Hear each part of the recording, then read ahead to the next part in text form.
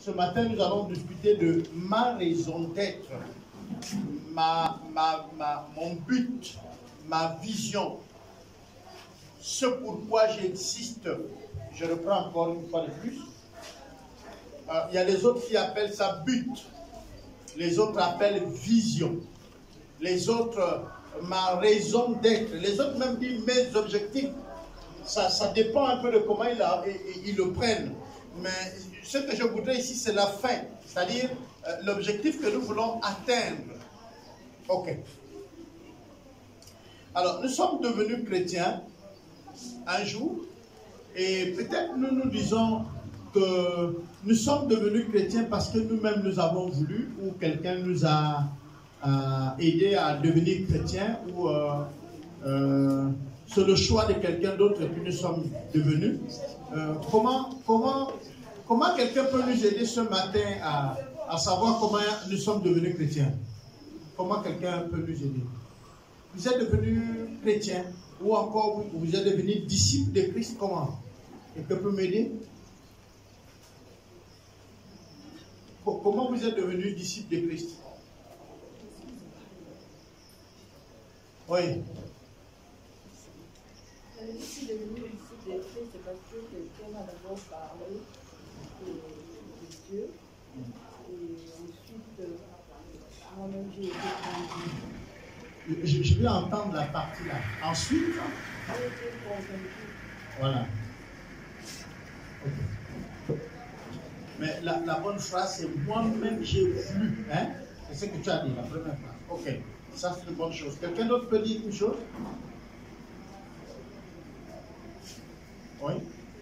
Moi, c'est aussi par le plaisir. Oui. Vous savez que les parents fréquentaient déjà par les parents. Oui. Là, au fil du temps, le plaisir a commencé à s'installer dans le cœur. J'ai voulu en partie. Ok. Lui, la famille étant chrétienne, donc depuis la petitesse, on l'amène à l'église. Et puis il s'est rendu compte à un moment donné, quand il a eu l'âge de la raison, que les parents ne s'étaient pas trompés à ce qu'ils devaient être. Et il est devenu, il a pris la décision. Est-ce que quelqu'un d'autre peut dire encore quelque chose? Vous voyez, toutes ces réponses sont bonnes. Mais au fait, vous êtes devenu chrétien parce que Dieu l'a voulu. Vous êtes devenu chrétien parce que Dieu l'a voulu. Mais comment Dieu l'a voulu? Quand nous regardons toute la Bible, nous allons partir juste toute la Bible, on ne va pas la lire, on va survoler, on va prendre quelques versets bibliques.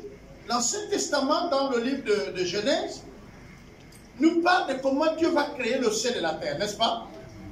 Mais Dieu le crée à partir d'un schéma qu'il avait déjà en tête. Je ne sais pas si vous me comprenez. C'est-à-dire, les dernières choses qui se mettent en place ne sont pas les dernières choses forcément dans leur existence. Mais elles sont placées selon le décor que Dieu veut. Ah, c'est bon? Alors, ici, c'est Dieu lui-même qui décide alors de commencer. Parce qu'en présence de Dieu, il n'y avait pas un premier jour ou un deuxième jour. Les jours n'existaient pas. La Bible dit qu'au commencement était Dieu. Et il nous dit, là où l'Esprit de Dieu était, dans le livre de Genèse, nous sommes à son chapitre 1. On dit que l'Esprit de Dieu faisait quoi? Ça mouvait sur les eaux. Ok? Alors, pourquoi on parle des eaux? On présente les eaux comme existant déjà avec Dieu. Et son esprit également existant. Donc, il n'y a pas une vieille chose sur la terre plus que les eaux. Pas aussi plus vieux que l'esprit. Donc, on nous présente ces choses et on nous dit ceci. Ce être et la création. Et on nous dit, Dieu va faire une chose. On dit alors, il va désirer. Parce que, après avoir fait le constat, dans sa vision, dans son conseil de Dieu, il a voulu qu'alors il sépare les eaux. Est-ce que vous comprenez? Et ce travail va prendre à Dieu une journée. Vous avez déjà lu ça, non? Il sépare les eaux et tout, et tout, et tout. Après on dit, et ce fut quoi? Le premier jour. Cela ne veut pas dire que du matin jusqu'au soir, Dieu était là en train de séparer l'eau. Non. Dieu lui donnait les hommes et la nature obéissait. Alors, vous êtes des jeunes, il vous est arrivé à la télé d'observer ce qu'on appelle les phénomènes de la nature. Que ce soit avec le vent, le soleil ou encore d'autres. Vous avez déjà vu qu'est-ce qui fait bouger la mer? Vous avez toujours la mer qui a les vagues, n'est-ce pas, non? Mais pourquoi le même vent là ne fait pas les mêmes mouvements en passant?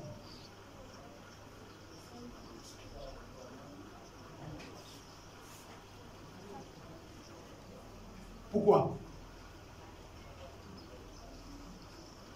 Pourquoi Dieu a décidé qu'il y a des fleuves qui coulent à un sens, qu'il y a des lacs très larges qui sont pratiquement comme des mers, il y a des mers, l'océan, parce que quand tu ne peux pas voir, mais en réalité ils ont des limites. Seulement c'est des limites parfois entre plusieurs nations.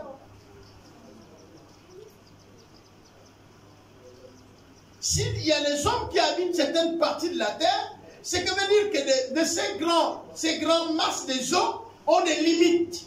Je ne sais pas si vous me comprenez. Donc, de la rive gauche ou droite, les hommes habitent.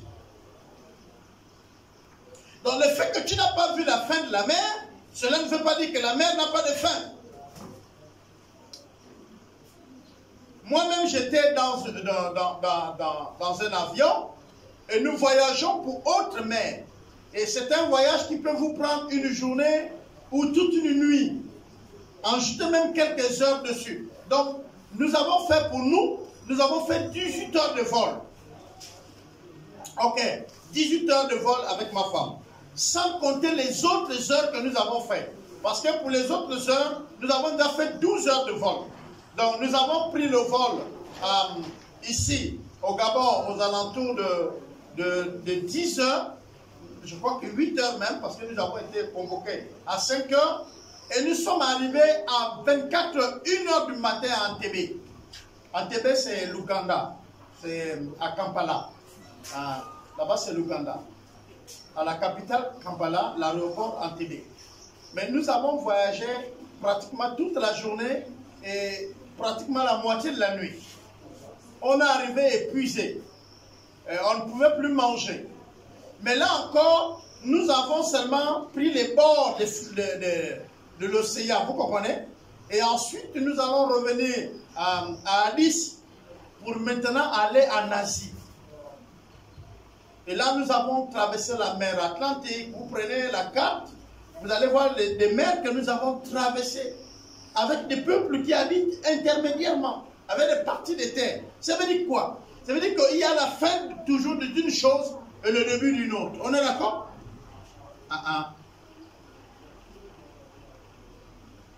Dieu donc va décider de manière volontaire de faire ce qui est là.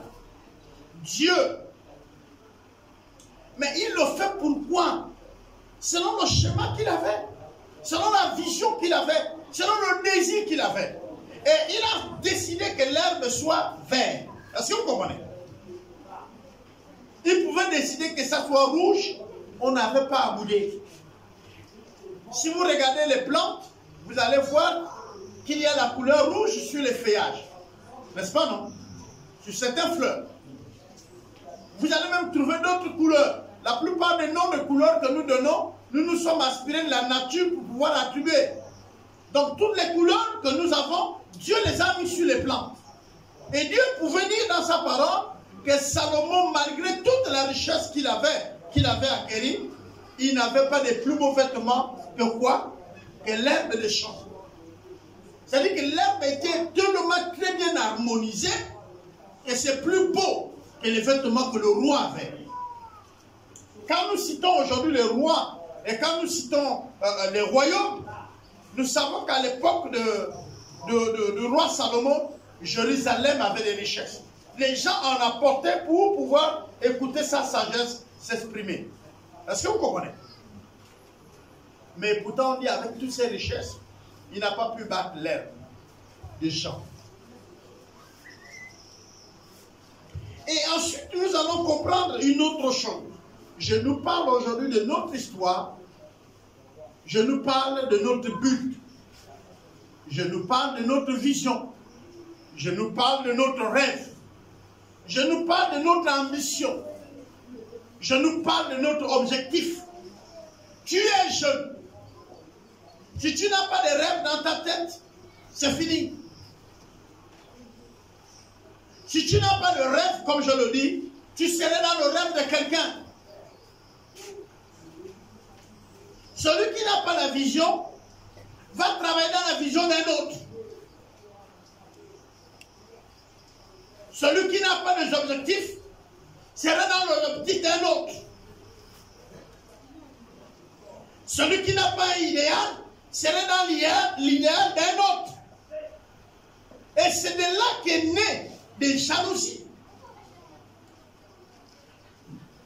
Parce que si toi, tu n'as pas la capacité de voir ce que tu dois travailler pour devenir demain, tu vas envier ceux qui ont travaillé. Or, ta jalousie, tes envies ne changeront pas ces personnes. Permettez-moi, nous avons les chefs d'État des pays qui sont l'objet de beaucoup d'injures. Beaucoup de choses sont dites autour des présidents des nations. On est d'accord? Mais ça ne change pas le fait que c'est lui le président. Est-ce que vous me comprenez? Ça ne change pas ça. On ne devient pas président comme ça. Veut être président celui qui a aspiré depuis à être président. Devient ministre celui qui aspire. Pourquoi? Parce qu'il faudrait qu'à un moment donné, vous devenez politicien. Mais quand tu deviens un politicien qui n'a pas de schéma, au fait, tu vas servir à la politique des autres. Parce que tu n'as pas un schéma. Tu adhères à un parti politique de l'opposition, de la majorité, suite à quoi? Parce que si tu ne connais pas qu'est-ce qui va t'amener à adhérer avec X, il y a un problème même de servir avec lui. Et je le disais aux autres et aux pasteurs. Je dis, si vous ne comprenez pas pourquoi vous êtes avec moi, je suis le leader de l'EDC, si vous ne comprenez pas la vision que je suis en train d'imprimer, et que vous y êtes en l'intérieur, vous ne pouvez pas imprimer les vôtres.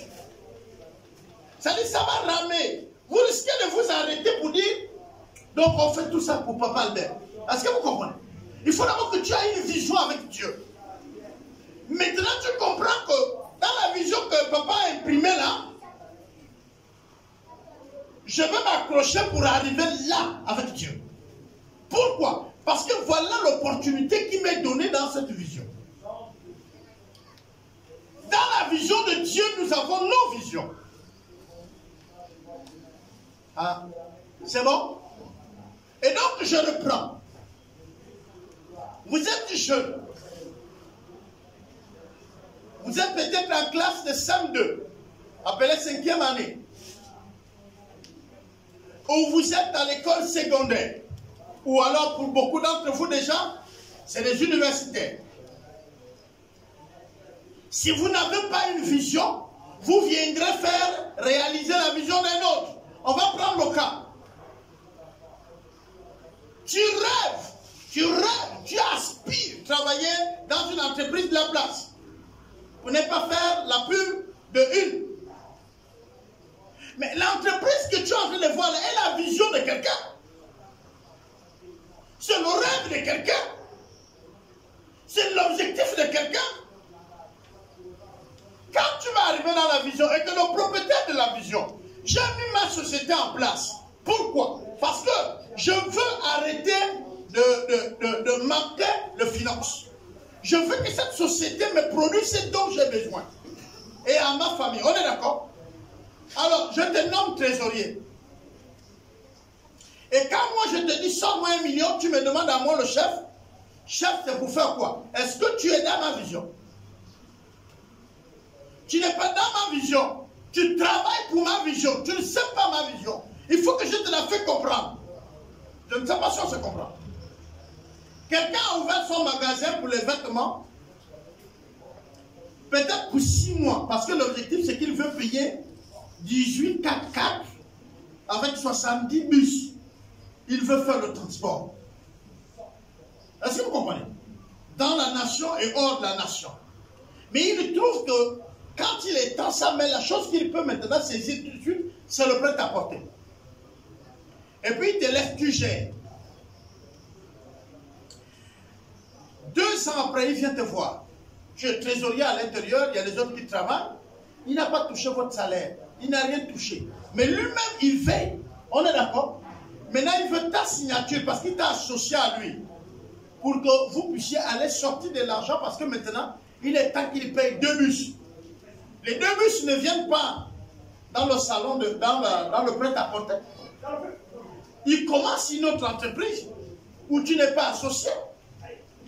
Mais ça, ce n'est qu'un pan de sa vision.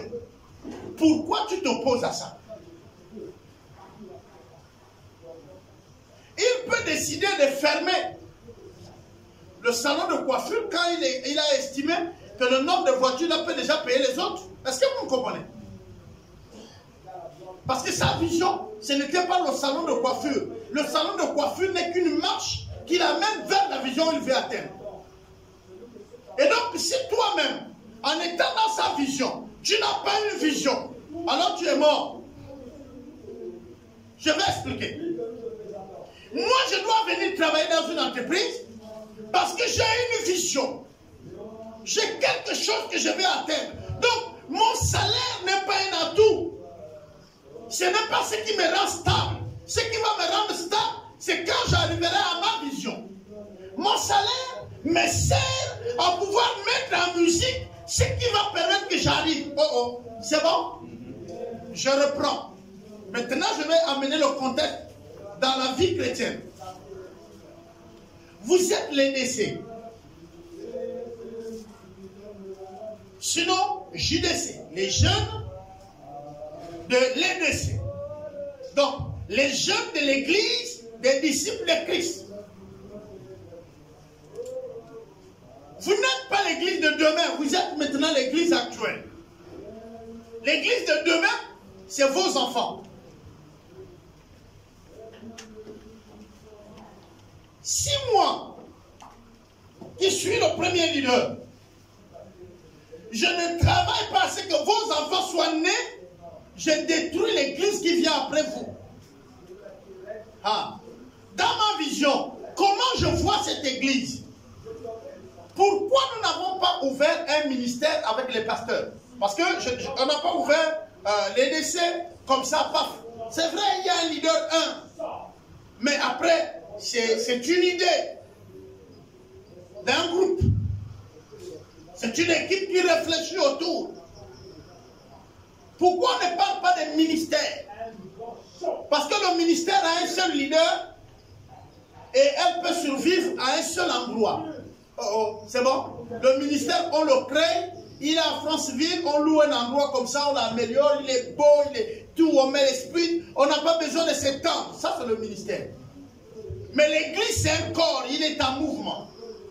Et le leader, avec les leaders qui sont à l'intérieur et qui ont participé à ce que Dieu les a utilisés à pouvoir amener ça, doivent rêver au moins 10 générations après eux.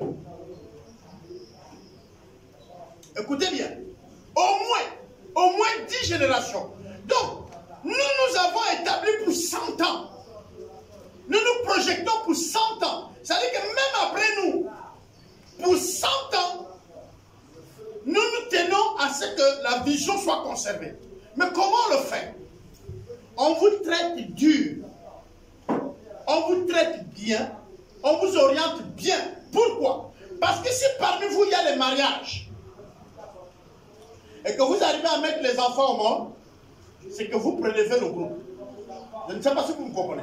Vous préservez le groupe. Si vous-même, Vous grandissez dans la foi, c'est que vous allez transmettre ce que vous avez reçu.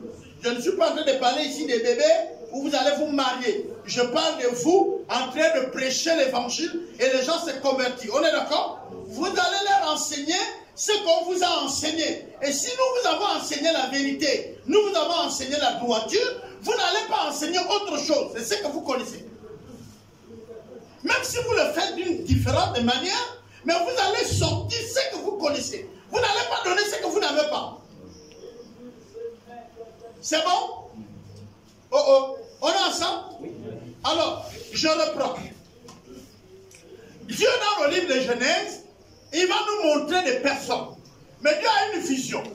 Dieu, après qu'il a créé le ciel et la terre, il va faire une chose. Il crée l'homme à la fin. Il crée les bêtes et tout, et il vient, il couronne avec l'homme. Pourquoi je parle de couronner? Et pourtant, l'homme a été fait à la fin. Mais pourquoi? Mais parce que toutes ces choses ont été faites pour l'homme. Ok, le dimanche passé, nous avons vu que Dieu a quoi? Hein? Que Dieu a quoi? Hein? Non, non, non, à notre rencontre de jeunes, le dernier culte, nous avons parlé des adorateurs. On a dit que Dieu a des sentiments. On a dit que Dieu aussi ressent des désirs. On a dit que Dieu peut aussi se mettre en colère. On est ensemble, non? Ok. Donc, quand Dieu a fini de tout créer, il présente un sentiment. Il dit qu'il a vu que c'était quoi? C'était bon. C'est que veut dire que Dieu était quoi? Satisfait. Ça veut dire que Dieu était quoi? Content. Après que Dieu a tout créé, Dieu était content. À chaque étape, on dit, Dieu a vu que cela était bon. Dieu a vu que cela était bon. Ce qui veut dire que rien de ce que Dieu n'a créé n'a pas été bon. Parce que Dieu a créé le moustique. Donc Dieu a vu que le moustique était bon. Dieu a créé le serpent. Donc Dieu a vu que le serpent était bon. Maintenant, comment les serpents et les moustiques se sont liés pour attaquer l'homme? Je vais ouvrir une parenthèse. Vous savez, on a donné tout ça pour le chef qui? L'homme. Mais l'homme a failli à sa responsabilité. Et de toute cette manière, il a amené tout ce monde à quoi? À la mort. C'est pourquoi vous êtes devenus les ennemis de ceux qui vous piquent. Au fait, c'est pour montrer leur ras-le-bol qu'elles vous piquent. Si vous aurez dû jouer votre rôle, écoutez bien, la Bible dit que toutes ces choses vont aller où? Au feu. Il faut aller en enfer. Mais quand Dieu les créait, ce n'était pas pour qu'ils vont en enfer. C'était pour que vous vivez l'éternité. Y compris là.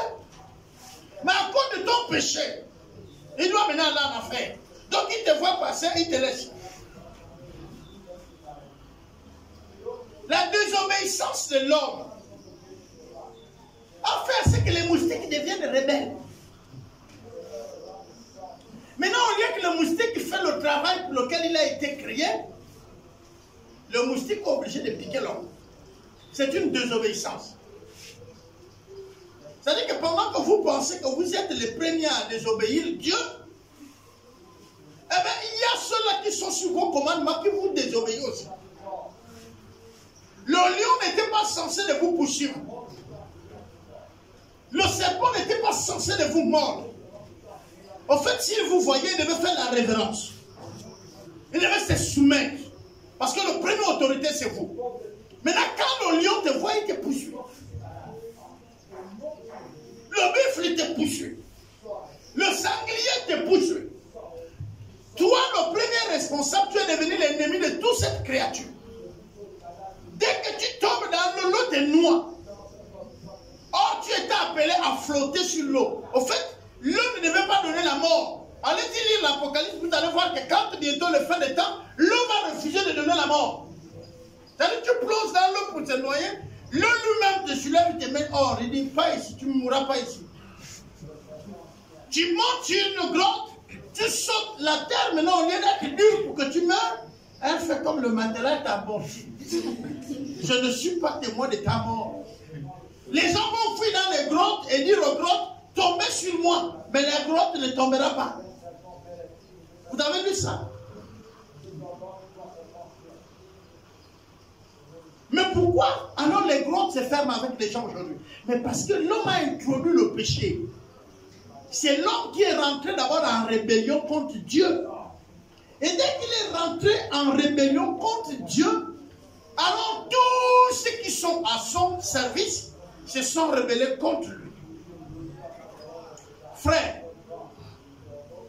j'avais prêché sur mon temps et j'avais prêché sur ma position en Christ. Quand tu rétablis ta communion avec Dieu, Dieu, par Jésus-Christ, t'établit, mais il fait une chose extraordinaire. C'est que veut dire que tout le monde désormais t'obéit. Même les moustiques t'obéissent. Vous avez dit, Papa Albert, les moustiques n'obéissent pas aussi. Ils obéissent. Quelqu'un peut être avec vous dans un lieu où les moustiques vous piquent, mais ne lui piquent pas. Nous avons vu dimanche, je vous ai pris un extrait d'un passage biblique qui dit résister au diable, alors le diable fera quoi? Alors, on n'a pas dit Dieu va venir combattre le diable pour qu'il vous laisse tranquille. Et pourtant, vous faites les combats spirituels tous les jours. Mais ce n'est pas ça.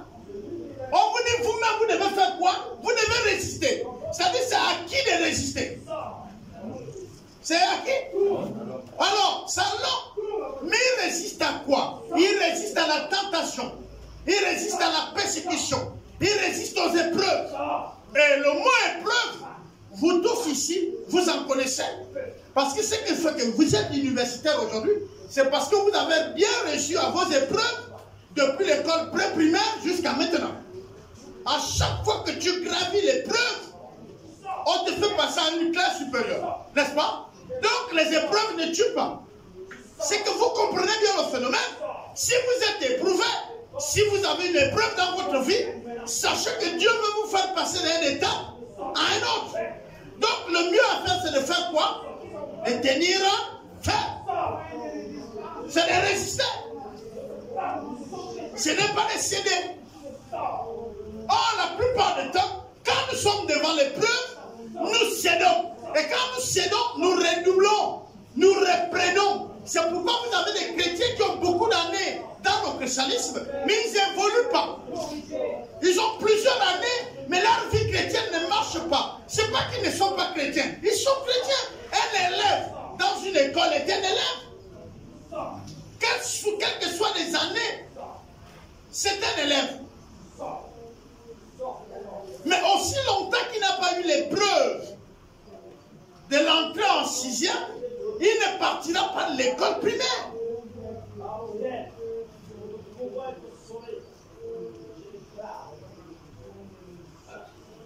Avec le système du monde, on peut tricher. Les parents vont aller t'inscrire en 6e, mais l'un des signes qu'on connaîtra que tu as triché, c'est que tu n'as pas tes premiers diplômes. Je ne sais pas si vous me comprenez. Voilà, c'est un signe. Quand les autres vont parler, oh, à notre époque, j'ai eu mon CEP, mon concours. Toi, tu n'as pas eu ça, tu ne peux pas parler ça. Et si c'est moi qui suis en train de parler avec toi, je sais déjà que tu as pris un raccourci, tu as sauté quelque part. Mais avec Dieu, comme c'est lui-même qui veille, on dit, l'amour de Dieu, quoi? Elle est si haut qu'on ne peut la surmonter. Elle est si bas qu'on ne peut la rabaisser. Ça veut dire quoi? Ça veut dire plus tu creuses pour vouloir contourner, son amour pour toi va aussi plus descendre. Tu creuses à creuse. Si tu as creusé 2 mètres aujourd'hui, c'est rentré 2 mètres. Il laisse. Le mieux, c'est de revenir supporter l'épreuve. Nous ne sommes plus éprouvés tous de la même manière. Nous ne sommes pas tentés de la même manière. La tentation que Jésus va subir est le sommet. Je ne sais pas si vous comprenez. Si tu es encore jeune dans la foi, eh bien, tu es tenté à ton niveau. Dieu ne permet pas qu'on te tente plus grand. Oh, papa, la tentation elle était forte. Oh non. Si tu vois 10 000 sur la table, on dit, il y a un cœur qui te dit prends. Il y a un cœur qui te dit ne prends pas. Là, tu es tenté. Mais une des choses qui est la vérité, c'est parce que Dieu sait que tu gagnes plus que ces 10 000. Ne les prends pas. Mais observe ta journée ou ta semaine. Tu vas voir quelqu'un va venir te donner 20 000. Vous me saisissez? Alors, je vais parler de quoi? Je vais reprendre encore une fois de plus. Je parlais du but, je parlais de la vision. Dieu, après avoir créé les choses comme nous avons vu dans le livre de Genèse, il va arriver dans les autres livres d'Exode. Genèse, nous allons voir qu'il prend un homme, c'est Abraham. Tout va commencer par là. Et ensuite, après qu'il a créé, c'est vrai qu'on nous montre d'autres êtres. On nous montre même Noé et tout le reste. Mais le père de la foi, ce n'est pas Noé. Noé est celui qui a sauvé la race des eaux. C'est-à-dire les êtres humains. Mais il n'est pas le père de la foi. Je qualifie souvent Noé du premier mathématicien. Même si vos ouvrages ne parlent pas de Noé comme étant le premier mathématicien, mais il est le seul qui a compris les maths de Dieu. Dieu lui dicte ça du ciel. Il copie et il reproduit et il est reçu. Vous connaissez combien qui ont fait les maths avant Josué? Noé. Noé, Dieu lui a dit tel nombre de coudées comme longueur, comme tel nombre de coudées en largeur, hauteur, tel nombre. Est-ce que vous comprenez? Mais il est en train de lui demander. Et quand il sort, quand vous regardez même son bateau, c'est une figure qu'il a reproduite. La hauteur, la résistance. Vous me saisissez? Aujourd'hui, on vous apprend à étudier ça, n'est-ce pas? Mais aucune science ne veut reconnaître Noé comme étant le premier mathématicien. Et même Dieu comme étant le premier mathématicien. Parce que quand vous allez regarder la nature, vous avez toutes les figures. On est d'accord? Donc, ce n'est pas votre mathématicien que vous citez qui est le premier. Il s'inspire des maths de Dieu pour y arriver. La science, elle s'exerce déjà à partir de ce qui existe. Vous ne pouvez pas faire la science à partir de zéro. Ça n'existe pas. Mais ce qui existe, qui a donné ça? C'est Dieu. Donc le vrai mathématicien, c'est Dieu. Dieu a créé la terre. Et nous tous aujourd'hui, elle est ronde, n'est-ce pas, non? Alors, je vous mets au défi. Qui peut mettre l'eau sur une surface ronde et elle ne se renverse pas? Peut-être que vous n'avez pas vu ça depuis. Vous n'avez pas peut-être regardé comme ça. Mais je vous pose la question. Allez-y à la maison, prenez le ballon de votre frère ou les sœurs. Les papas, prenez le ballon de vos fils. Les jeunes, prenez le ballon de vos petits frères ou vos propres ballons. Maintenant, mettez de l'eau à une partie de ce ballon. Qu'est-ce qui se passe? L'eau se renverse, non? Hein? Mais pourquoi la mer ne se vide pas? Quand vous prenez le globe, il est tout rond, n'est-ce pas? Quand vous tournez, la mer est sur le côté du globe. On est d'accord? Dieu n'a pas mis la mer en haut pour que ça ne tombe pas. C'est sur le côté. Mais pourquoi l'eau ne se vide pas? Vous avez un autre cas. Le soleil se lève toujours d'un point et il se couche à un autre point. Il n'est jamais en retard. Il est toujours à l'heure, quel que soit le temps. Même si c'est dans une nuit noire, s'il est midi, c'est que le soleil a son zénith. Si les nuages nous cachent, mais lui, il est à sa position. Quand le nuage part, vous regardez à 17h, vous n'allez pas dire au soleil, là, revient vers midi pour nous sécher. Vous me saisissez? Et le soleil n'a jamais été en retard. Qui connaît? Ceux qui ont inventé l'avion, ceux qui ont inventé tout ce qui existe aujourd'hui, et qu'on ne fait pas de réparation. Vous avez vu Dieu en train de réparer la lune? Un jour, vous avez vu les gens au ciel en train de réparer le soleil, que non? Aujourd'hui, il y aurait un retard parce que son mécanisme n'a pas été huilé.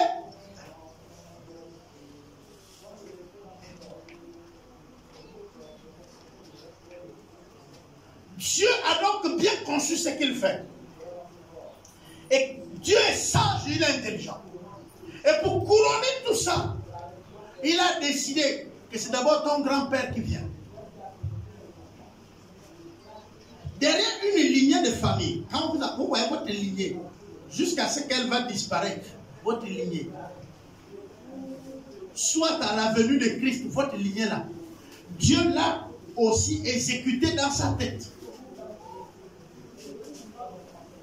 On a Adam et Ève comme les premiers.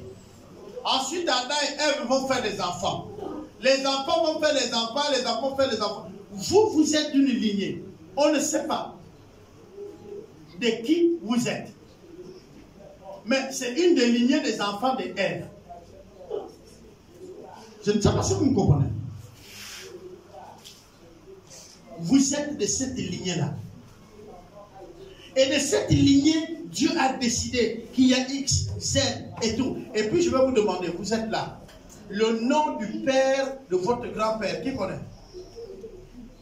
Le nom du père de votre grand-père. Qui a encore le grand-père? Qui a encore le grand-père? Allez-y, appelez vos grands-pères, demandez-leur le nom de leur père. Comme ça, vous connaissez 4 générations avant vous. Je ne sais pas si vous comprenez. C'est un privilège de connaître ça. De connaître qui a mis au monde le père de votre père, le père de votre mère, la mère de votre mère, la mère de votre père. Parce que votre grand-père a le nom de son père et de sa mère. Il n'aura pas de difficulté de vous le donner. Il ne va même pas réfléchir. Comme vous, vous avez le nom de votre père et votre mère pour le donner à vos enfants. Donc il l'a. Donc si vous avez encore les grands-parents, s'il vous plaît, communiquez avec eux pour qu'ils vous le donnent. Maintenant, si vous ne les avez pas, vous n'avez rien que le nom de votre grand-père, de votre grand-mère. Et en profitez de le prendre maintenant. Je ne sais pas si vous me comprenez. En profitez de le prendre. Et gardez ça parce que vos enfants vous demanderont le nom de leur arrière-grand-père ou grand-mère. Vous devez être à mesure de leur donner ça. Vous venez d'où? Quelles sont vos origines? Quelle est l'histoire de votre famille? Vous étiez de quoi? Parfois, ce qui vous arrête à pousser, c'est parce que vous ne connaissez pas là où vous venez. Les riches d'aujourd'hui étaient les pauvres d'hier.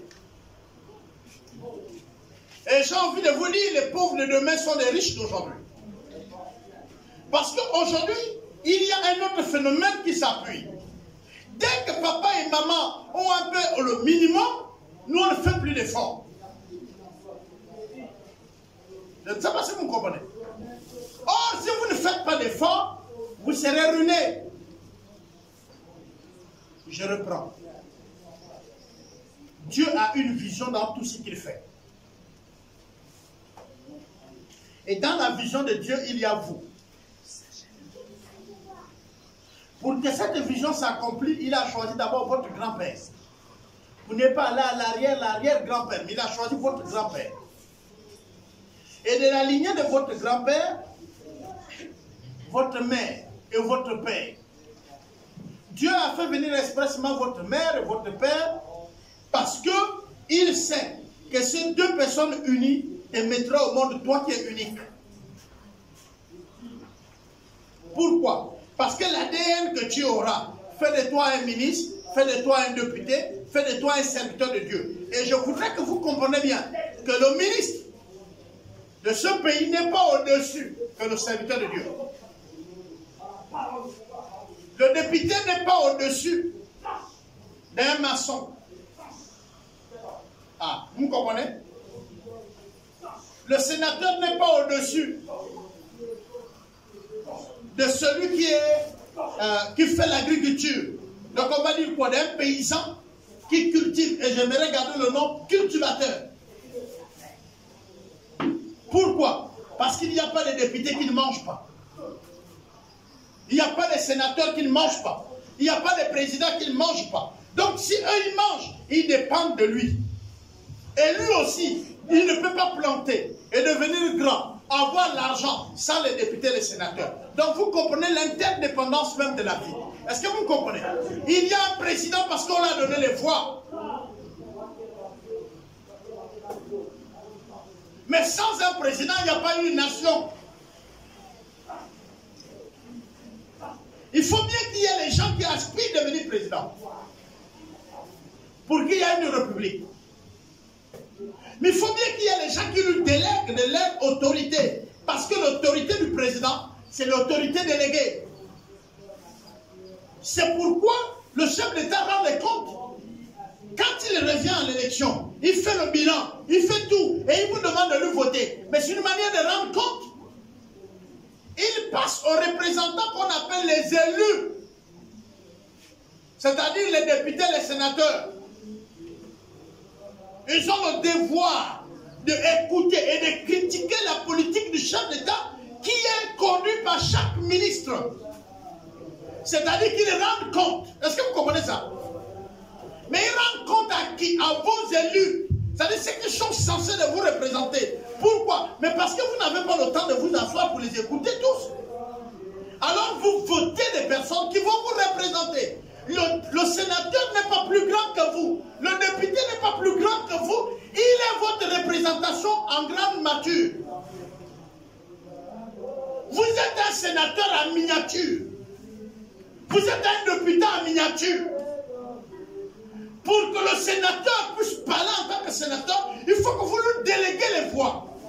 Vous lui conférez. L'autorité qu'il a est une autorité déléguée. C'est pourquoi même vous lui avez donné un mandat, une durée. Ce qui veut dire que s'il ne répond pas aux aspirations que vous attendez en tant que responsable, parce que le premier responsable du sénateur, c'est le peuple, c'est toi. C'est le citoyen. Et si vous ne savez pas que c'est à vous la responsabilité de connaître qui vous devez en réalité déléguer votre pouvoir, il y a un problème. Et si vous croyez que votre délégué est plus grand que vous, alors il y a un autre problème. Moi, depuis que j'ai compris ça, je ne peux pas me mettre au soleil pour attendre un député qui vient me rendre compte. Le député doit même arriver avant moi. Dans le cas où il ne veut pas, je vote un autre. C'est moi qui t'envoie à la députation. C'est moi qui t'envoie au Sénat. Qui est alors ton chef?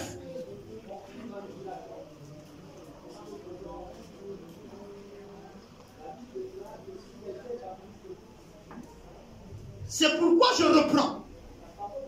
L'autorité que nous avons et l'autorité déléguée, c'est Dieu qui nous a donné. C'est lui qui donne le pouvoir qu'on délivre. On prie pour que les gens soient guéris. Est-ce que vous comprenez le phénomène? Toi, tu es plus grand que celui qui t'a délégué. Tu es plus grand que Dieu qui t'a délégué. C'est la même chose qui se reproduit dans le monde, dans nos nations.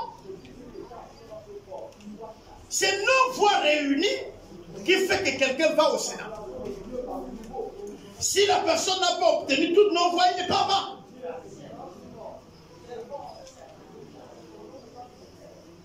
Vous savez, un jour j'étais en train de dire les générations qui allaient voter n'importe comment là, à l'époque là, ça c'est fini. C'est pourquoi vous remarquez que l'élection maintenant change un peu. Mais d'ici encore 10 ans, vous allez voir que l'élection va changer au Gabon parce que vous avez maintenant les personnes qui savent que la voix qu'il a là ne se donne pas. Ce n'est pas les gens qui... Non, non, non. Maintenant, il sait qu'est-ce qu'il fait avec sa voix. Alors, vous allez vous rendre compte que les sénateurs, les députés également, seraient maintenant de la taille. Comme nous sommes en train de voir aujourd'hui. On vote des lois. Et nous avons l'obligation de leur demander, même les lois là, ils doivent nous consulter avant d'aller les voter. Là, j'ai pris cet exemple païen pour essayer de nous dire que ce n'est pas une image qu'ils ont pris ailleurs, ils ont pris ça de Dieu.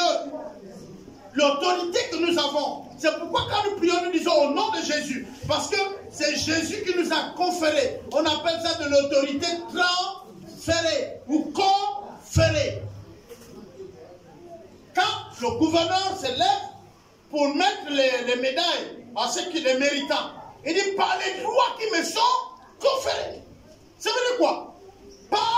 Je me positionne en chef d'État. Pas que je le suis, mais maintenant je le suis. Ah, vous comprenez? Je ne suis pas le chef d'État, mais en plein exercice, je suis le chef d'État. Ne regarde plus Bongo qui est loin. Regarde ton gouverneur, c'est Bongo qui est à toi, en miniature. Là, je prends le cas du Gabon typiquement.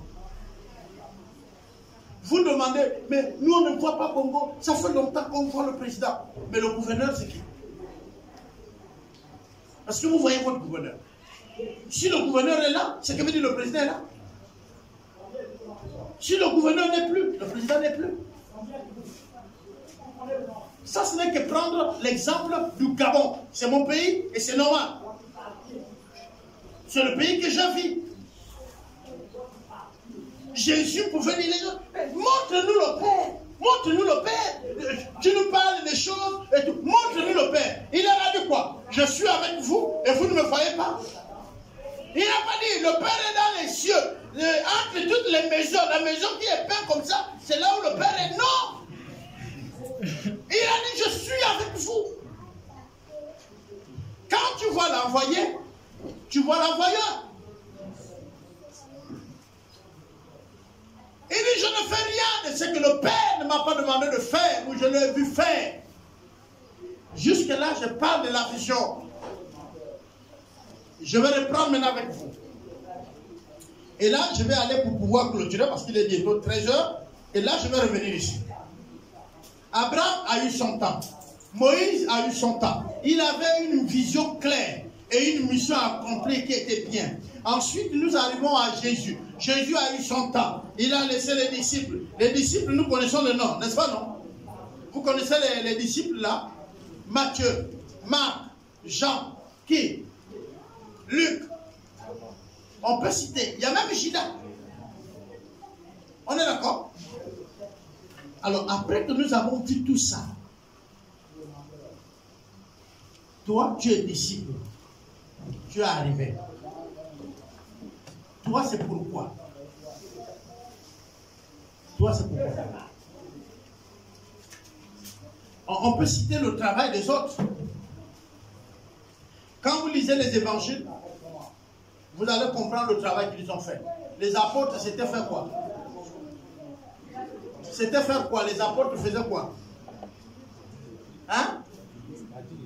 Oui, bâtir l'église, c'est quoi? Oui, mais c'est quoi? C'est fait qu'on parle, on est concret. Frère, qu'est-ce qu'elle faisait comme activité dans le bâtir là? Elle faisait quoi? Hein? Oui, mais elle faisait quoi? Frère, pardon. Moi, ça c'est le problème que j'ai avec vous les jeunes. Hein? Ils annonçaient Jésus. Ils enseignaient Jésus. Mais ils faisaient quoi encore? Donc ils annoncent, oh, Jésus est beau. Vous voyez, Jésus a sauvé les gens et il veut vous sauver. Et puis c'était tout. Ils faisaient quoi? Ils encadraient les autres. Oui, c'était ce qu'ils faisaient. Oui, mais c'est ça encadré. Ils voyageaient entre les villes. Ils voyageaient entre les villages. Ils édifiaient. Ils construisaient les temples comme ce que vous nous voyez faire là. Ils allaient dans une ville. On dit Paul construisait les tentes. Ils allaient dans le village et ça construit. Vous savez, je disais j'ai dit le christianisme qu'on imprime aujourd'hui est dangereux. Les gens qui étaient de la même ville que Jésus l'ont reconnu comme étant le fils de quoi? Du charpentier, non? Mais parce que le charpentier là, il faisait quoi? La charpente, non? Jésus le fils, il faisait donc quoi? Il était charpentier. On voit les pécheurs, Jean et son frère. On dit les deux fils de qui? De Zébédée. Zébédée était quoi? Pécheur. Ils étaient dans le bateau de leur père. Frère, le premier métier que vous aurez, c'est le métier de votre père.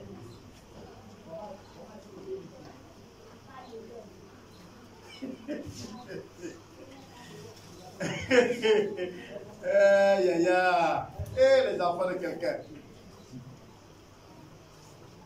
Si vous avez des problèmes pour annoncer l'évangile à quelqu'un, c'est qu'il y a un problème. Moi, je ne me reconnais pas à vous comme étant père. Si vous n'arrivez pas à enseigner quelqu'un une base doctrinale, je ne me reconnais pas à vous comme étant père. Si quelqu'un peut vous poser une question que vous ne trouvez pas, même si ce n'est pas la totalité, mais quelque chose à lui présenter, je ne me reconnais pas à vous, père. Si vous ne vivez pas votre foi chrétienne, fièrement excellée, être même audacieux dans votre marche avec Christ, je ne me reconnais pas à vous comme étant père. Parce que mon ADN se retrouve en vous comme père comment? Je vous ai dit, il y a eu certains qui sont partis d'ici, sont arrivés à Libreville. Rien que par leur positionnement, on a su de quelle église ils viennent. Ceux qui me connaissent ont dit, tu viens de Franceville? Oui. Tu es de Potence, hein? Oui, tu vois. Pourquoi? C'est la manière de se positionner même pour poser des questions. Une de mes filles a été reconnue là-bas parce qu'elle a dit au pasteur, pasteur, tu peux monter des centres. Pour moi, aucun esprit ne peut posséder un chrétien. Aucun. Son leader a dit non, tu vois, on fait la délivrance. Il dit, c'est qu'on fait la délivrance, ils ne sont pas chrétiens. C'est une procédure pour nous amener à la sanctification et vivre la vie chrétienne. Parce que plus tu t'attaches à Dieu, plus la lumière éclaire les parties de notre vie, plus les démons quittent. On dit que c'est progressif, oui, mais pendant que ça approche là, les ténèbres reculent. Prenez votre lampe. Vous devez marcher sur un chantier. De votre maison, quand vous regardez dehors, c'est noir. On est d'accord? Tu allumes ta lampe. Pendant que tu approches, qu'est-ce qui se passe devant toi? Les ténèbres reculent. La lumière prend place. Quelle que soit la dimension, on est d'accord? Et pourtant, c'est une petite torche qui n'éclaire pas tout le milieu. Mais là où tu as besoin de lumière, elle est. Tu t'arrêtes un moment, tu fais ça, les ténèbres s'ouvrent pour laisser la lumière à la place. Donc vous ne pouvez pas me dire que vous avez accepté Jésus. Il vit en vous désormais. Il est là et que les ténèbres sont encore là. Non. Le pasteur a dit, je sais qui enseigne comme ça. Ça, c'est Albert. Et le pasteur pouvait me dire, il dit, mais ta fille me cause des problèmes. Ce qui fait que désormais, même si c'est un enseignement que j'ai reçu d'un module quelque part, avant de venir l'enseigner, moi je suis obligé de l'examiner moi-même. De peur que je n'enseigne une chose où les enfants vont me contredire.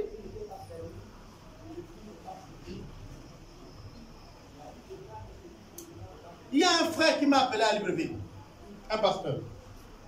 Il m'a dit, mais tu ne m'aides pas. Je suis à Libreville, tu ne m'aides pas. Tu sais que Libreville est une difficulté, mais tu ne m'aides pas. J'ai dit, pourquoi? Il dit, pourquoi tu ne me recommandes pas tes enfants dans mon église? Parce que je sais qu'ils vont aider mes enfants.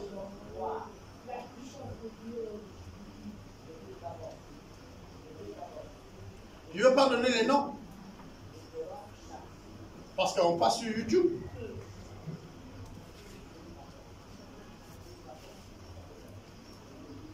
Et je le disais tout de suite quand j'étais avec les mamans et les papas au pré-culte.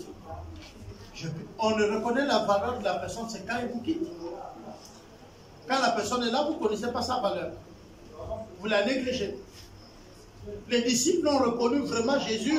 Sa valeur, c'est quand Jésus est mort et quand il est ressuscité et qu'il est monté au ciel. C'est là qu'ils ont dit, merde, mais on avait Dieu avec nous. Vous savez, il y a une chose.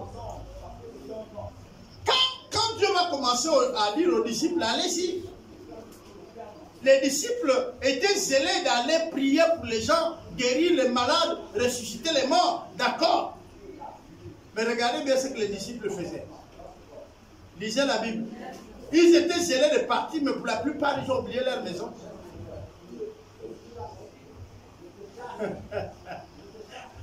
Ils ont oublié leur maison. Parce que la Bible devait nous préciser que Antioche, Paul était accompagné par exemple de Jean, le petit frère de Matthieu. Mais la Bible n'a pas dit ça. Quand vous allez étudier, vous allez voir le livre de Jean, l'épître de Jacques plutôt. On précise Jacques, le petit frère de Jésus, le fils de Marie. Il est devenu pasteur à Jérusalem. L'église locale de Jérusalem a été gérée par Jacques, le frère Ou encore le demi-frère, dit les Blancs. Mais nous les Africains, on dit frère. Parce que pour nous, il n'y a pas de hommes à demi. Vous me saisissez? Maintenant, je pose la question à vous. Dans cette histoire de Dieu, Dieu vous a amené à l'existence, vous qui êtes là. Mais pour accomplir quoi? Votre chapitre va commencer quand? Je commençais avec un jeune frère. Un jeune frère qui était avec nous. Je lui ai cité les noms des églises qui existent au Gabon. Des grandes églises. Où ce serait bien pour vous d'être à l'intérieur. C'est bien. Mais ces églises ont déjà terminé leur histoire. On connaît ceux qui les ont implantées. Hein, dans les villes. Aujourd'hui, si nous on cite Mwanda, on va dire l'église de Mwanda ouverte par l'évangéliste Jolubois. Hein? Je ne sais pas si vous me comprenez. Et c'est fini. Dans tous nos annales, désormais, c'est lui.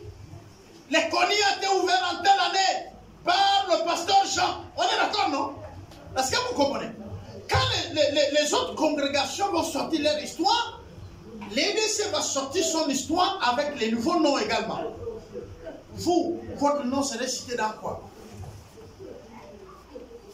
Dans quel quartier? Dans quel domaine ici? Oh, vous aimeriez bien être dans les grandes églises qui ont déjà tout fait. On est d'accord? Mais dans ces grandes églises-là, vous n'avez plus l'histoire. Vous allez vous mettre dans l'histoire des autres. L'église où tu tiens le micro, tu es en train de crier, de sauter là. Ça a l'histoire, mais tu n'es pas dedans. Tu n'apparais pas. Dans l'histoire là, tu n'es pas. Quand on citera les églises qui officient au Gabon, on va citer le nom des églises. Ton église serait citée. Mais quand on va citer les pays, plutôt les villes, on va citer les gens des autres églises, est-ce qu'on citera ton nom? Tu as ouvert où? Tu as impacté où? Quel est le peuple qui a vu la lumière arriver à cause de ton ministère? Où? Quand? Comment? Vous savez, c'est aussi facile d'être dans les masses. Quand les autres qui ont déjà fait tout le sale boulot là, tu viens, tu te mets dedans. Oui, mais quand tu te mets dedans, il n'y a rien. Il y a certains poissons dans la mer jusqu'à aujourd'hui. On ne les a jamais trouvé les noms. Mais si c'était dans les petites rivières, vous savez, la carpe, elle n'est pas partie à la mer. Hein. Elle a compris que si elle était à la mer, elle n'est rien. Elle est venue dans les lacs. Mais c'est une vedette. La carpe est devenue un acteur, n'est-ce pas, non? Le cellule ici est très apprécié, mais lui, il a préféré l'eau douce. Pourquoi? Mais parce qu'il y a des cellules terribles dans la mer. Là-bas, on les appelle plus des cellules. C'est baleine ou requin. Vous voyez le requin? Toute la forme de requin, c'est le cellule. Vous pouvez même aligner ça au macheron et tout le reste. Mais là-bas, on l'appelle plus cellule. On l'appelle requin. Pourquoi? Parce qu'il mange même les cellules. Donc le Seigneur dit, oh, moi je préfère garder mon petit lac ici. Et là-bas, c'est lui qui mange les petits carpes. Vous comprenez, non? Il a écrit son nom là-bas. Toi, ton nom serait écrit où? Est-ce que quand on parlera de la louange, tu apparaîtras comme étant cette soeur, ce frère qui a fait décoller la louange dans l'église des disciples de Christ au Gabon? Ou encore ailleurs, parce que nous, notre vision, ce n'est pas le Gabon seulement. J'étais en train de dire que si Dieu le veut bien en décembre, je serai au Bénin. Parce que mon ambition, c'est d'ouvrir la Cotonou. Dieu m'a mis à cœur pour le Rwanda. Et c'était clair. Il m'a montré que le Rwanda doit être ouvert par nous. Dieu était clair avec moi. C'est pourquoi je vous pose la question. Toi, c'est où? On dira que tu as fait dans quel domaine?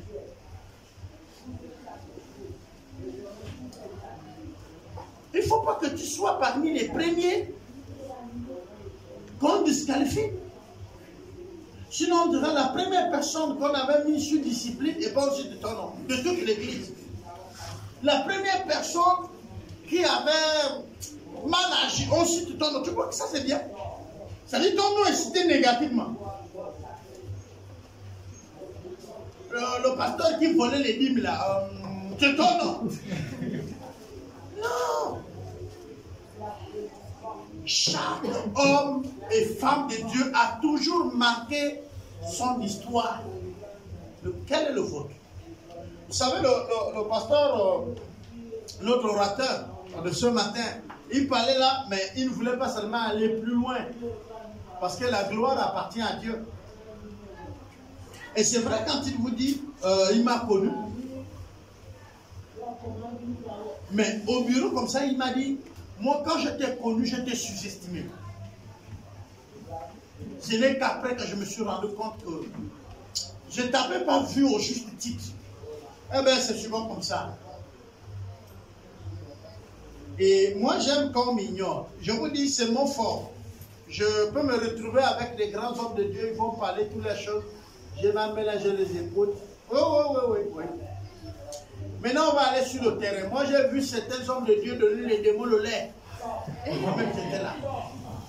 Mais oui, il faut la délivrance à quelqu'un. Les esprits ne sont pas encore partis. Quelqu'un est là, les démons sont là. On voit bien qu'il est encore sur la prise des démons. Il dit non, il est fatigué, ils sont allés payer le lait. Nestlé. Une boîte moyenne là. Et ils ont donné. La personne a vu son lait, après, boum, il a repris. J'étais là. Bon, nous on appelle ça les erreurs du ministère. Mais pourtant, je n'étais rien devant eux. Mais pendant qu'eux, ils étaient en train de faire ça, Dieu nous a dit, chantez simplement la louange et les démons vont partir. Mais je vous dis que c'est depuis 19 heures que nous sommes en train de faire la délivrance. Nous sommes autour des 24 heures. On a simplement chanté la louange. Les démons, la personne a roulé au sol, les démons sont partis. La louange. Glorifiez Dieu. Personne n'a dit aux démons sort. Personne n'a dit, on a chanté la louange à l'honneur de Dieu. Et les cantiques à la gloire de Dieu. Donc on n'a même pas regardé la personne là-bas. Nous on chante seulement, lui il roule seul. Nous on chante. Et puis c'est aussi formidable de célébrer Dieu, n'est-ce pas? Et nous on était là trop puissants pour dire qu'est-ce que notre Dieu fait. Et lui là-bas il s'est tordu et les démons sont partis. Ah oui, il y a des démons qui ne supportent pas la louange. Qu'est-ce qui se passe avec nous? Ta place est où? Est-ce que tu t'es assis pour dire, mais attends, Dieu me joint dans une église. Cette église est jeune, oui. Et je me retrouve dans certaines positions. Mais qu'est-ce que je peux faire pour que le nom de Dieu, par cette église-là, soit ici et que je sois comme la flèche, c'est-à-dire la tête de la flèche. Pour que moi, je sois celui qui a conduit cette église à être là. Toi, est-ce que tu réfléchis comme ça?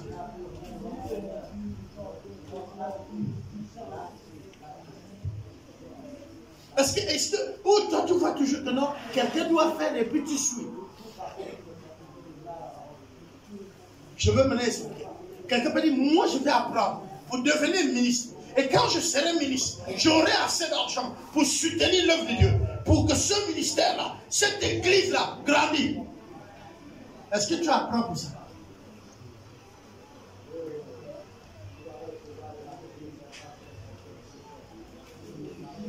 On dit, moi, je vais devenir un futur homme d'affaires et investir pour l'œuvre de Dieu au milieu où nous sommes. Parce qu'il y a des défis. Parfois, nous sommes là en train de cotiser pour le micro de 30, 40 000. On cotise. Au lieu qu'une personne met la main dans la poche, sort et les paye. C'est insignifiant pour l'œuvre de Dieu. Les amis, il nous arrive de faire des recherches. Et je veux vous dire que Dieu aime les défis. Si la cause qui t'anime est noble, tu verras Dieu dans ta cause. Et je vais vous dire pourquoi. Il t'a créé. Il dit, j'ai pour toi des projets de bonheur et non de malheur. On est d'accord? Donc le projet de Dieu pour toi, c'est quel projet? Le projet de quoi? Ok. Mais regardez dans le livre de Josué. Il dit à qui d'entreprendre? Non, à toi. Il dit, entreprends. Je suis avec toi dans toute ton entreprise. tu réussiras. Seulement garde la foi. Quand il dit ne t'en détourne pas de la loi à gauche ou à droite, simplement il te dit garde la foi et tu réussiras. Aussi longtemps que tu demeures chrétien, tu demeures honnête avec Dieu, tu réussiras. Et il dit personne ne tiendra devant toi. Je te le promets comme quand j'ai été avec Moïse. Moïse est le père de la foi. Dieu a inscrit le nom de Moïse dans ses annales, dans son histoire. Est-ce qu'aujourd'hui l'église du Gabon, l'église de l'EDC peut se retrouver avec ton nom? Est-ce que tu serais cité comme étant les modèles? Est-ce que tu vas marquer ta génération? Je vais vous faire une révélation. Nous sommes jeunes et nous sommes en train de prier pour que l'évangile s'étende dans le monde entier. Et Dieu nous montre Franceville comme étant le centre où l'évangile va être dans tout le Gabon. Et il nous montre Franceville comme étant le milieu où l'évangile va s'étendre jusqu'à d'autres nations. Et aujourd'hui, les nations autour de nous reçoivent que le Gabon est le pôle de l'évangile, mais aussi le pôle qui va résoudre les problèmes de l'Afrique. Vous n'êtes pas au courant de ces prophéties? Eh bien, je vais vous les faire connaître. La prophétie montre que le grenier de l'Afrique, qui va arriver à résoudre les problèmes de la faim en Afrique, sur le Gabon. Il montre que dans les derniers temps, le Gabon va produire au point qu'il ne manquera pas de quoi nourrir les autres peuples. Et le Gabon serait béni. Et pourtant, à nous entendre, nous-mêmes les Gabonais, on n'a même plus l'espoir. Et à nous entendre, nous sommes toujours là en train de se plaindre. Bien-aimés, tous les pays qui ont connu la progression, que ce soit sur le plan spirituel, que sur le plan physique, sont d'abord descendus aux enfers. Eh bien, ils sont d'abord descendus aux enfers. Je n'ai pas envie de vous dire, vous connaissez certaines de mes prédications, où j'ai l'habitude de vous dire, je ne suis pas politicien, mais nous avons un bon président. Je ne le dis pas parce que j'ai des ambitions politiques. Non.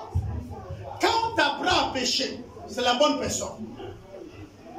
Le Gabon ne manque pas l'argent. Mais l'argent est dans les mains des autres. Il faut que tu fasses quelque chose pour que l'argent vienne. Tu as vendu, on n'a pas acheté. Vous avez vu combien de magasins fermés parce que les gens ne sont pas venus acheter? Les fonctionnaires ne sont pas payés. Donc il y a l'argent. Donc arrêtez ce discours. Tu ne plantes rien. Tu ne fais rien. Tu ne vends rien. Malgré le temps qui est arrangé, arrêtez le travail à 15 heures. Faites quelque chose. Vous allez au bar. Tous les projets des Gabonais, c'est le bar. C'est désolant. Est-ce que nous sommes seulement obligés d'ouvrir les bars? Les bars. Premier pays en Afrique, deuxième mondial de consommation d'alcool pour 1,5 million d'habitants. Pour une fois, nous sommes au premier rang.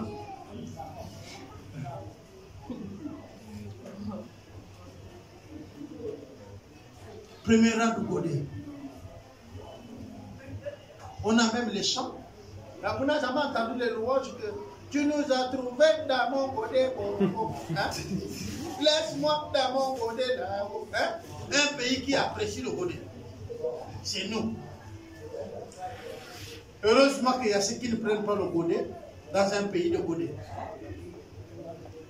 Mais laissez-moi vous dire, si vous ne vous approchez pas à Dieu, vous serez dans le Godé. Ou votre mari serait dans le Godé. Et si votre mari est dans le Godé, c'est que votre argent est troué. Le sac qui transporte votre argent est troué. Parce que la moitié ou encore le tout partira pour une seule. Bien-aimé, ta place c'est quoi? Ta vision est où? Tu vas à l'école pour travailler dans une entreprise de quelqu'un ou pour ouvrir pour toi?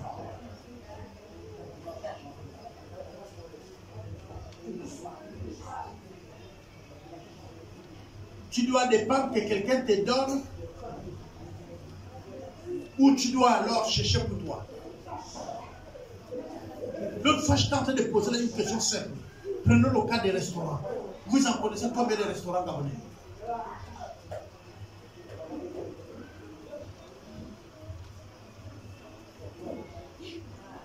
Alors, restaurant, c'est trop. Descendons en cafette. Bon, cafette, c'est trop. Vendre l'haricot avec l'assiette et tout là. Et la personne est là. Vous en connaissez combien? S'il vend, donnez-lui seulement 3 mois, il va fouiller. Même s'il a mis la tôle au bord de la route, vous le voyez vendre à la rentrée là. Laissez-lui 3 mois, il ne va plus venir parce qu'il va manger le capital, il ne va plus venir. C'est même un signe pour reconnaître que ça, c'est un vrai Gabonais. C'est quand il ne réussit pas dans ses projets. Mais pourquoi? Mais parce que nous n'avons pas mis Dieu dans nos projets. Nous avons dit une chose pour terminer. Que si tu n'es pas adorateur de Dieu, tu es adorateur de quelque chose. Or, nous tous, nous savons que c'est quelque chose-là n'est pas bon. Donc, si Dieu n'est pas au projet, tu connais qui est déjà dans ton projet, qui s'est improvisé pour venir. La nature a horreur du vide. Si Dieu n'est pas dans ton business a déjà quelqu'un d'autre. Si Dieu n'est pas dans tes études ont déjà quelqu'un d'autre. Si tu n'as pas une vision avec Dieu, quelqu'un d'autre a déjà trouvé une vision pour toi. Il faut que vous changez la façon de voir. Vous êtes jeune. Commencez à rêver. Voyez-vous dans les bureaux. Voyez-vous sage-femme. Voyez-vous infirmière. Voyez-vous des médecins.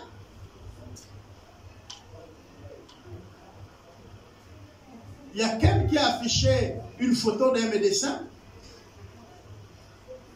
qui est en train de chanter la louange avant de commencer de traiter ses malades. Mais lui, il a seulement affiché, mais il ne connaît pas le médecin là. Maintenant, si je lui dis où est le médecin et comment il travaille, il va être étonné. Ce n'est pas qu'il travaille dans un centre hospitalier de quelqu'un. C'est les églises qui ont ouvert les centres pour soigner les gens.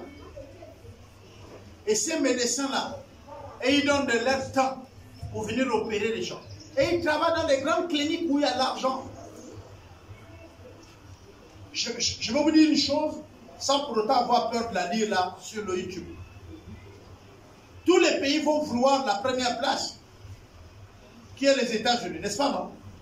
Et donc tu dis aux États-Unis, tu as la première place, pourquoi? Non, tu n'es pas la première puissance, non, on peut te détrôner.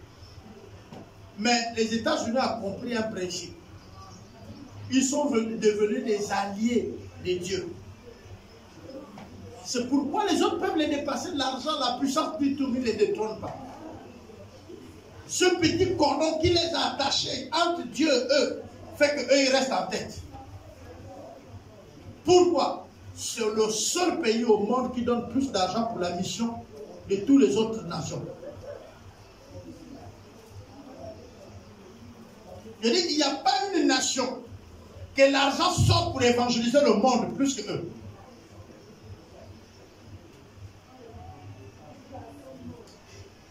Tu veux que ta maison soit la plus grande maison?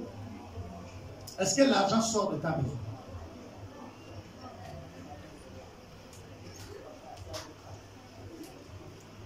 Il m'arrive de prier, dit Seigneur, permets que ma tête là, tu donnes ça à mes filles et mes fils, même pour une semaine, ma tête, Seigneur, j'ai une tête compliquée. Le jour où vous allez rentrer un peu dans ma tête, vous sortez là-bas, les gens vont dire, ouh, on ne veut plus rester avec toi. Vous savez ce que je dis par ma tête? Je rêve. Mes aspirations sont très énormes. C'est pourquoi quand vous voyez même ce que je suis en train de bâtir, c'est énorme. Vous venez, c'est des grandes salles vides. Je suis en train de vouloir construire une autre grande salle derrière pour les réunions. Voilà avec ce qui est avec moi. Derrière, je suis en train de réfléchir pour récupérer la route où la voiture passe par derrière. Pour faire une grande salle. Vous allez me dire, mais Papa Albert, tu vas passer toute ta vie pour construire. Oui. Pourquoi? Mais je rêve qu'il y a une grande salle ou alors je vais faire des conférences internationales. Je vais déplacer les gens de partout. Et quand ils vont arriver, ils ne vont pas chercher là où ils vont être logés. Ils vont être logés là. C'est pourquoi j'ai construit les logements. C'est mon rêve, c'est ma vision. De voir les gens venir de toutes les nations être logés là à Mingara. Et bénéficier des formations. Qui forcément, je ne serai pas le formateur. D'autres viendront les former. Mais ils sont logés là. Je vais chez les autres, je vois ça. Je construis selon ma tête ici. Tu vois quoi? J'ai déjà d'autres terrains, d'autres endroits. Je vois une chapelle en Bouma, Oyali, avant Bouma, Oyali, à Ibala. Il y a déjà un terrain qui est payé. Il est borné.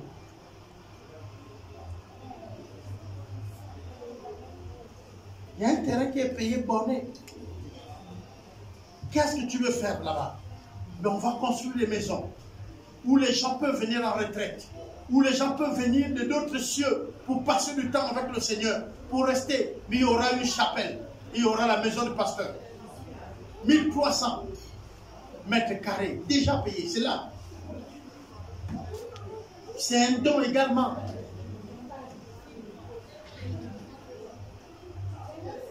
Nous avons un terrain à l'Éconie, on a fait pareil.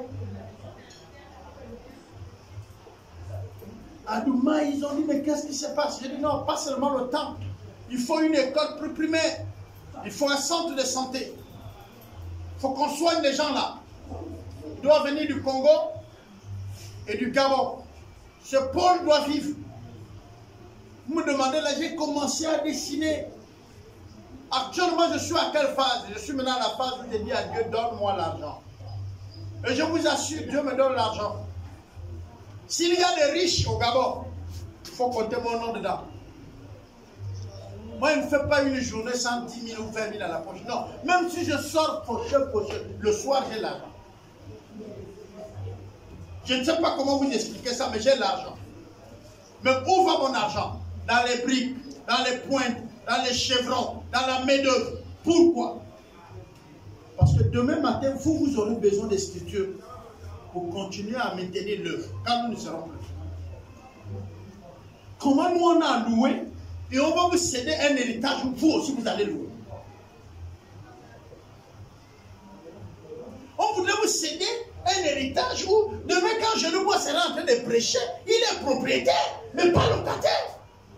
Si mon père a vécu sur tente, moi le fils, je dois être dans un temple. Lisez l'évangile. Nos anciens étaient sur les tentes. Et nous sommes dans les temples aujourd'hui. Voilà l'héritage qu'ils nous ont donné. Et vous pensez que nous on va partir et on va vous laisser en train de louer?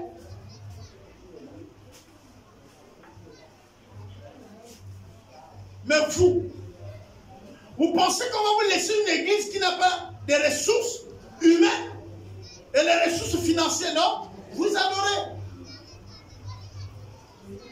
Vous en aurez.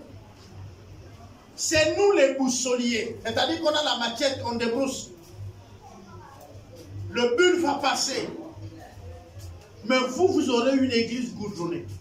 Vous voyez les églises que vous voyez les gens se pousser pour pouvoir être responsables là. Parce que là-bas, on n'a plus rien à faire. C'est l'argent qu'on se partage. Mais nous, on veut vous céder une église où ce ne serait pas le ventilateur. Vous aurez la clim.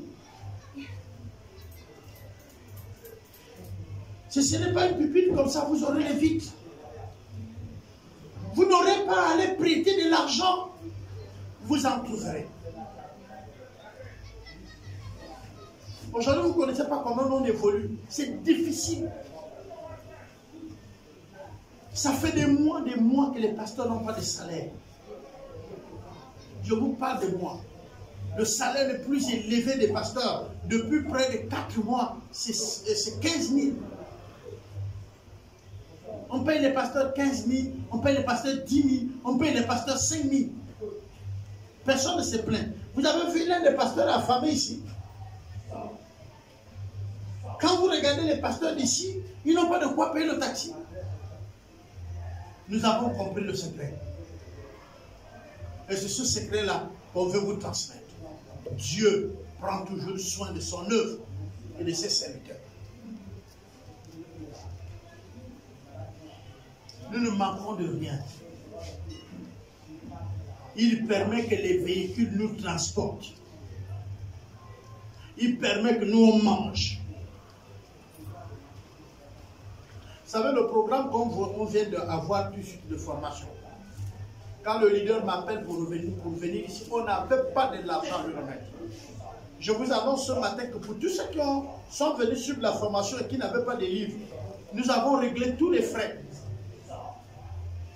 Il était question de payer pour les livres de tout le monde, près de 75 000. Nous les avons réglés. C'est fini. Nous avons eu l'argent.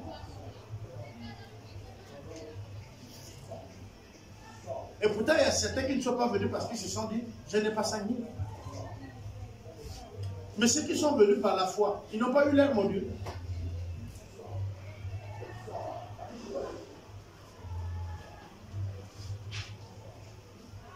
Quand le leader est arrivé, il n'y avait rien à manger à la maison, chez moi, où il devait manger. Il n'y avait rien.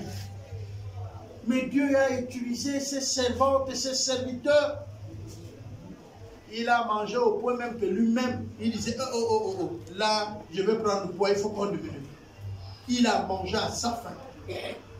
Et à chaque fois, il était étonné de manger un des repas qu'il souhaitait. Ça dit qu'il est à la maison, il souhaite manger l'aubergine. Quand il arrive, c'est l'aubergine qui est à la table. Et il me dit, mon apôtre, tout ça comment pour connaître que c'est ce que j'ai souhaité. Je dis non, quelqu'un a prêté à amener parce que celui que tu as souhaité avec lui a parlé de préparer ça.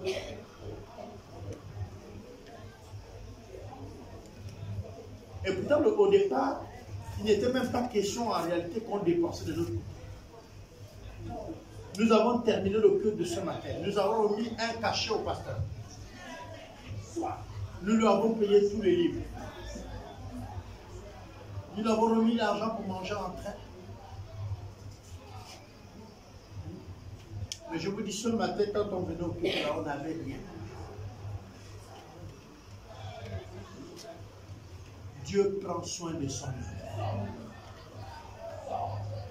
Moi, je ne vois pas, vous êtes des jeunes là, je ne vois pas votre difficulté qui peut être au-delà de ce que Dieu va faire. Vous ne coûtez rien. Vous ne coûtez rien. Pour votre année scolaire, si on met vraiment le paquet, vous êtes autour de 500 000, c'est fini. Vos taxis et tout et tout. Si vous nous coûtez plus cher, c'est 1 million. Mais si vous voulez, je fais les calculs simples avec vous. Votre maman dépense la moyenne 75 000 de manière visible. De manière invisible, 150 000. Je vais expliquer. 75 000, c'est la nourriture qu'elle paye. Un peu d'argent qu'elle a trouvé. Mais pour accompagner le repas, elle fait un peu de manioc, de quoi. Si on calcule ça en argent, vous êtes autour de 150 000 pour manger, n'est-ce pas, non? Ça fait combien de fois le mois? 150 000. Vos taxis, vous tous, l'eau, le courant, mettez encore 150 000. Vous êtes autour de 300, n'est-ce pas, non?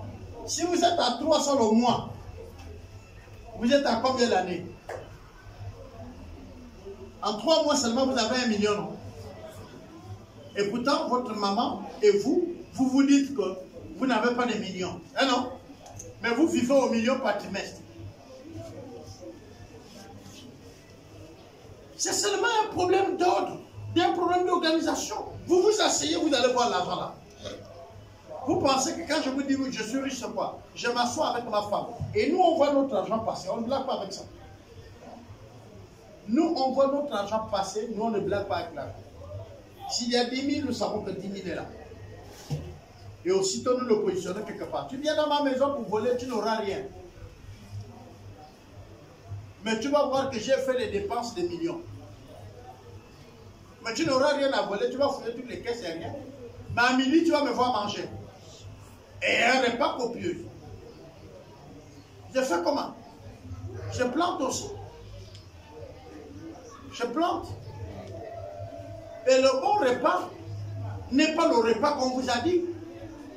Le bon repas est le repas simple que vous ne voulez pas manger. C'est les feuilles de manioc préparées avec amour, simplement, par votre maman. Je vous dis, c'est le bon repas qui ne vous rendra pas malade.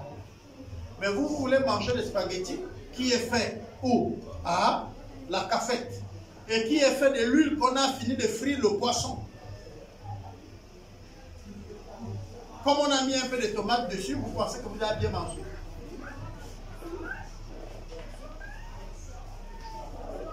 Vous voulez devenir quoi, vous? Tout ce que j'ai dit là, c'est juste pour vous dire, vous voulez devenir quoi?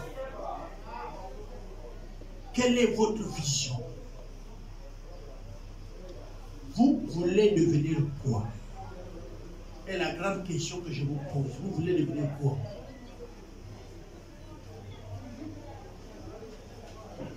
Vous devez vous asseoir, quel que soit votre âge, pour définir ce que vous-même vous devez devenir. Dieu vous fera ce que vous voulez devenir. Mais il faut que vous déterminez d'abord vous-même ce que vous voulez devenir. Si vous ne voulez pas être quelque chose, Dieu vous laissera comme ça. Si vous voulez que c'est quelqu'un d'autre qui décide de votre vie, et là je vais parler de vous les filles. Alors c'est les garçons, que ce soit les païens ou vos frères que vous allez épouser, qui vont faire le canal de ce que vous allez devenir. Maintenant, depuis un temps, je suis en train de réfléchir sur le genre de couple. Et je dis ceci. Si tu épouses une femme, vous devez être clair. C'est quelle femme tu épouses. Si tu veux que ta femme soit professionnelle et qu'elle travaille, je vous dis, ne vous aspirez pas du monde. Si tu veux qu'elle travaille, alors accepte que tes enfants soient élevés par les nounous et qu'ils n'ont pas ton éducation ni l'éducation de ta femme. Parce que du matin jusqu'au soir, c'est d'autres personnes qui élèvent tes enfants. Tu ne les vois que vers 18h ou 19h. Si ce n'est pas à 20h que tu rentres, puisque tu vas être chef. Tu as un bac plus, tu serais chef. Ça veut dire que tu rentres après que tous tes ouvriers sont rentrés. Donc tu ne verras pas la plupart de tes enfants si ce n'est le week-end. Tu veux que qui éduque tes enfants? C'est maintenant qu'on va décider de ça. Donc même dans le choix de la conjointe ou du conjoint, il y a déjà cette décision à prendre. J'ai dit bien, si tu veux que nous deux on travaille, on est 4 et qu'on a plus d'argent à la maison, on accepte que d'autres personnes éduquent nos enfants. D'autres personnes les préparent. Par conséquent, les enfants n'auront ni ton éducation, ni mon éducation. Donc on ne soit pas étonné qu'elles nous insultent parce qu'ils ne sont nos enfants que par naissance. Ils sont les enfants de votre nounou. Beaucoup de choses que vous ne comprenez pas. Moïse reconnaît qu'il est israélite parce que c'est sa mère qu'on a pris encore comme nounou. Vous savez ça, non? Hein? Et la Bible nous dit que pendant que la mère berçait l'enfant, il chante les chants de quoi? Des gifs. Donc le premier langage que l'enfant va écouter, c'est le langage de quoi? Des gifs. Donc l'enfant comprend qu'il n'est pas de l'Égypte. Qu'il fait le lait. Quand ton enfant avec le nounou, tu sais s'il lui donne le sein ou il lui fait le lait? Tu es sûr d'attester? S'il donne ton enfant son sein, c'est qu'il partage les gemmes avec ton enfant maintenant. Est-ce que tu fais sur ça? Non. Tu t'es préoccupé à quoi? À l'argent. Mais ta descendance, tu la détruis. Oh oui. Tout le monde, même ceux qui suivent sur le YouTube peuvent dire, mais il parle de quoi? On est déjà modernisé. Oui. Mais je vois que le nombre d'impolis s'est multiplié dans notre modernisme. Les fous des problèmes. Le plus grand nombre, regardez les fous. Des personnes qui n'ont plus de racines. Nous n'avons plus les parents. Là où vous êtes, la plupart ne savent pas les parents. Les parents de leur mère, de leur père, ils ne les connaissent pas. Vous ne les connaissez pas. Là où vous êtes, vous ne les connaissez pas. Vos vrais parents, vous ne les savez pas. Vous allez les voir en route où vous passez. Vous allez peut-être même dire que c'est quelqu'un de mon village. D'autres encore pire, vous ne connaissez même pas. On vous dit où est situé votre village, vous n'êtes jamais y allé. Vous ne connaissez pas votre village. Vous ne connaissez pas votre culture. Si je vous développe ce message, j'aimerais vous dire, vous êtes esclaves étant en Afrique. Mais vous êtes toujours des esclaves des blancs. Vous parlez quelle langue? Vous parlez vos langues, vos patois, vous les parlez. Vous parlez le français qui est une langue étrangère. Vous êtes colonisés. Vous êtes des esclaves. Vous ne savez pas votre langue.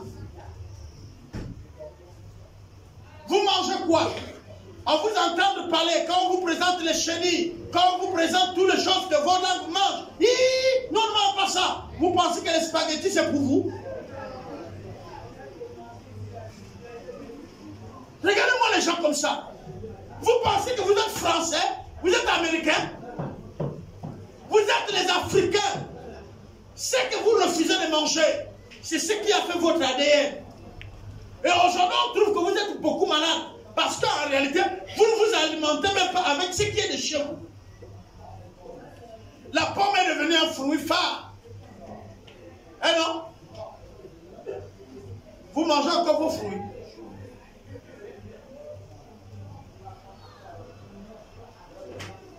Il y a un problème. Comment vous allez savoir ce que vous allez devenir si vous n'avez pas les pieds sur terre?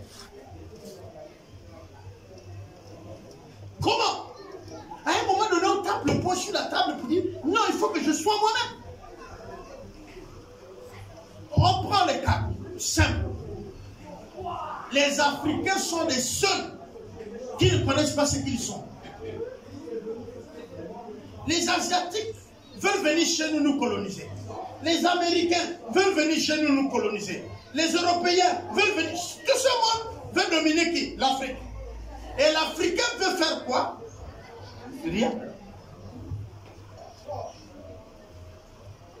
Et c'est vous qui soit vous faites continuer ce cercle, soit vous l'arrêtez. Est-ce que si je suis calme, je suis obligé de manger, on va dire quoi, des spaghettis qui est préparé en Asie? La mousseline, depuis quand la mousseline est devenue maintenant notre repas? Quand on ne mange plus le pain, on est gêné, n'est-ce pas, non? Regardez combien de fois quand il n'y a pas le pain, nous tous, nous sommes là en train de courir de partout. Mais si le matin, moi j'ai frappé mon bon manioc bien, avec le repas qu'a dormi hier, je ne pars pas au cours. Pourquoi j'ai besoin de prendre le pain? Et même là encore, je vais vous dire une chose. L'Afrique centrale est même pire. On ne plante pas l'haricot, mais tous les matins, on veut l'haricot. On est pire. Je parle de l'Afrique centrale, j'étais au Congo-Brazzaville. La RDC, j'étais. Je vais aller de l'autre côté, vous parlez du Cameroun, j'étais. C'est le seul pays qui nous donne un peu quelques traits parce que là-bas, quand même, on plante, on mange. C'était moi où? Quand j'étais au Cameroun, moi-même avec mes deux pieds là, je suis rentré en Guinée équatoriale. J'étais. C'était moi, le pays de l'Afrique centrale que je n'ai pas encore visité, c'est le Tchad et la RCA. Là, j'ai refusé moi-même Centrafrique, j'ai refusé moi-même de partir. Mais quelque temps, la guerre est en train de finir là-bas, je vais y aller. Je vais vous envoyer les photos où je suis là-bas. L'Afrique de l'Est, j'ai fait. De l'Ouest, j'ai fait. Je suis revenu il n'y a même pas encore un mois.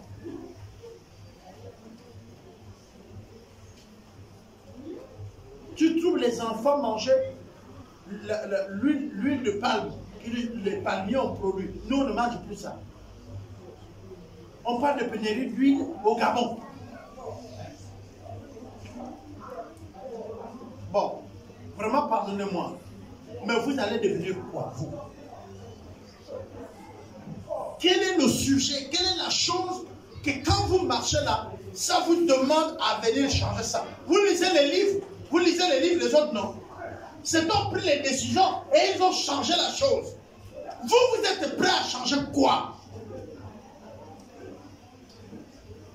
Même l'histoire de votre famille. Pour dire je change l'histoire de ma famille. Mais tu regardes dans quel domaine tu veux changer ça? Est-ce que tu es prêt à changer ça? Qu'est-ce qui se passe avec nous les jeunes? J'ai envie de vous dire que Dieu vous bénisse et puis rentrer chez vous. Si vous n'avez pas d'ambition, positive bien sûr, dans le cadre de changer les choses, vous n'allez pas être dans l'histoire de Dieu. Vous allez... Il y a les livres qui tracent la plupart des gens qui ont changé. Aujourd'hui, nous avons Facebook. Aujourd'hui, nous avons Apple. Mais derrière se trouvent les noms de personnes, n'est-ce pas, non? Le WhatsApp. C'est les gens qui ont inventé. Toi, tu vas inventer quoi? Nous nous sommes retrouvés avec un des inventeurs au Gabon. Et je bénis le Seigneur parce qu'un de ces inventeurs, c'est aussi mon fils. Oui, c'est mon fils. Et je suis content de voir ça. Je dis bien inventeur.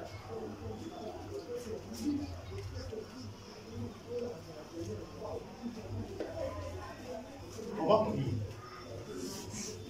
Je voudrais nous laisser réfléchir. Tu vas devenir quoi?